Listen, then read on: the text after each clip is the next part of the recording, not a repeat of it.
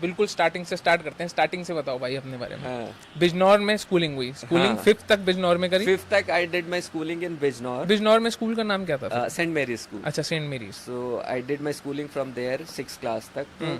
वहाँ पे was a very bright student. ये है ना वो 3 इडियट्स टाइप वाला, वो कहता है पेरेंट्स को कि हाँ बच्चा कुछ करेगा हमारे लिए ये करेगा। तो I was that kind of person, आप पढ़ने में एकदम वो। उसके बाद आई वेंट टू हॉस्टल, तो एमयू गया मैं 6 क्लास में। हाँ। तो my schooling after that till 12th was from MU only. हाँ। तो हॉस्टल का एक मेरे लिए डिफरेंट एक कल्चरल शॉक समझ लो, या सारी चीज़ें थी कि इंडिपेंडेंट एक वहाँ पे गए, सारी चीज़ें देखी। तो कहीं ना कहीं मैं थोड़ा सा स्टडीज़ को लेके इधर उधर हुआ था हॉस्टल लाइफ की वजह से, क्योंकि सेटल होने में थोड़ा सा टाइम लग रहा था। तो my graph went down studies में, उसमें तो पढ़ाई इतनी हुई नहीं थी। If you are in AMU तो you are internal, you get 50% of quota there, तो यू कैन गेट एडमिशन, कहीं पे थोड़ा बहुत मिल जाता था। बट मेरा इतना ग्राफ नीचे जा चुका था कि मुझे कहीं एडमिशन वहाँ पे मिला नहीं था। तो भाई तो उस टाइम पे क्या लग रहा था? तो उस टाइम पे दिमाग में क्या चल रहा था कि अब क्या किया जाए, साला यहाँ एडमिशन नहीं मिल रहा है, अब आगे हाँ, क्या करें? नहीं, उस टाइम पे ये था कि अब बाहर मैंने एंट्रेंस दिए, एंट्रेंस सब दिए मैंने, एनडीए का एंट्रेंस दिया, आईटी का भी दिया। इनफैक्ट वो तो मैं आधे घंटे में बाहर आ गया था। आई सेड मेरी तबीयत खराब हो, वो पहले भी आई सेड बस, क्योंकि मुझे कुछ समझ ही नहीं आ रहा था। I said there is no point sitting here, and there is a rule कि आप नहीं जा सकते, बट हाँ। साइड कि मेरी तबीयत वो हो रही है, एंड केम आउट। वहीं अलीगढ़ में ही सेंटर पड़ा था। And after a period of time 1-2 exam दे के आई रियलाइज यार this not my cup of tea, नहीं हो पाएगा। हाँ। एग्जाम कोई तो अभी जो है किसी प्राइवेट उसमें देखते हैं, अपना ग्रेजुएशन करते हैं, उसके बाद देखेंगे। हाँ। That's a very general attitude लोगों का इंडिया में। अगर आप देखो कि ग्रेजुएशन तक वो भटके रहते हैं, अच्छा क्या करना है क्या नहीं करना है। तो वो मेरा केस और थोड़ा वर्स था उसी टाइप का। तो भटका हुआ तो था ही, लेकिन साथ साथ में स्टडीज़ में भी मतलब बहुत ही ग्राफ नीचे चला गया था।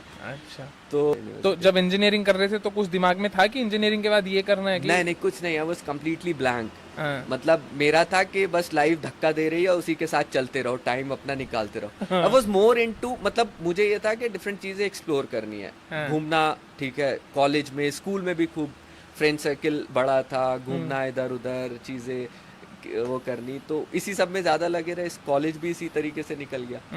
तो लास्ट ईयर में, final year of my college, कुछ कंपनीज आई थी वहाँ पे। तो मेरे बैचमेट्स जो थे वो अपना बैठ रहे थे। तो भाई मैंने तो उनको कह दिया भाई मैं तो इस टाइप का हूँ ही नहीं कि मैं जॉब वॉब करूँ, और ना ही मैं यहाँ पे बैठूंगा इनमें कंपनीज में या कुछ उसमें। हाँ। तो फिर बात हुई, घर पे भी बात हुई, भाई क्या करना है, क्या वो है। तो बहुत सोचा, कभी सोचा कि ठीक है एमबीए कर लेते हैं, देखते हैं कुछ तैयारी करके। But there was a friend of mine जो जिसके पापा सिविल्स में थे। तो थोड़ी बहुत स्टोरीज उससे सुनी थी, उसकी भी वो बुक्स पढ़ता रहता था।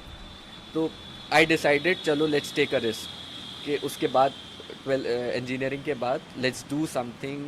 मतलब खुद पे क्वेश्चन होने लगा था कि मतलब कर सकता हूँ या नहीं कर सकता हूँ कुछ। तो I took it as a challenge कि ठीक है सिविल सर्विस सबसे डिफिकल्ट एग्जाम है, I go into it, let's crack it. सबसे बड़ी फाइट पकड़ी मतलब तुमने। मैंने कहा अब देखते हैं। लोग कहते थे कि you are good in studies बचपन में, और पूरा ग्राफ ऐसे गया। मैंने कहा अब देखते हैं कुछ है या नहीं है। तो आई थॉट कि जो सबसे टफ एग्जाम होता है वो उठाते हैं, लेट्स सी के whether I have something in me और नॉट।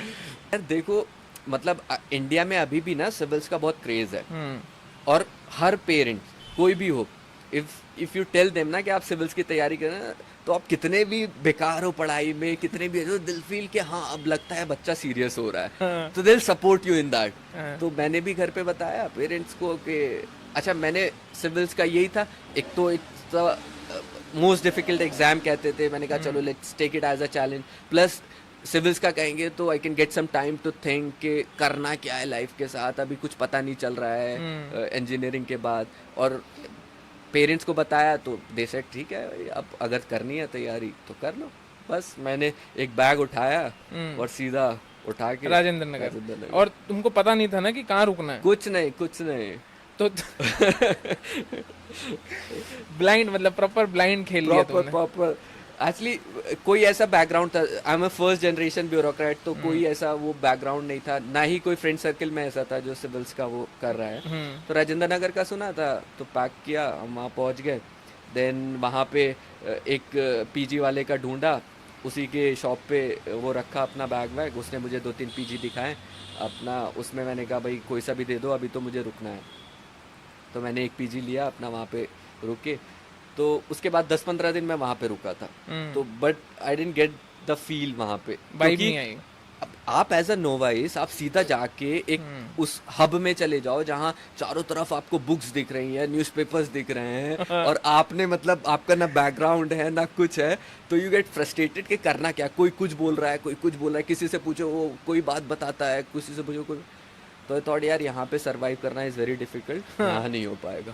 तो I started looking for something उस पे इंटरनेट पे, कोई कोई ऐसी जगह जहाँ मैं अपने आप को आइसोलेट कर सकूँ, वहाँ जाके अपना जो है पढ़ाई वढ़ाई हो सके।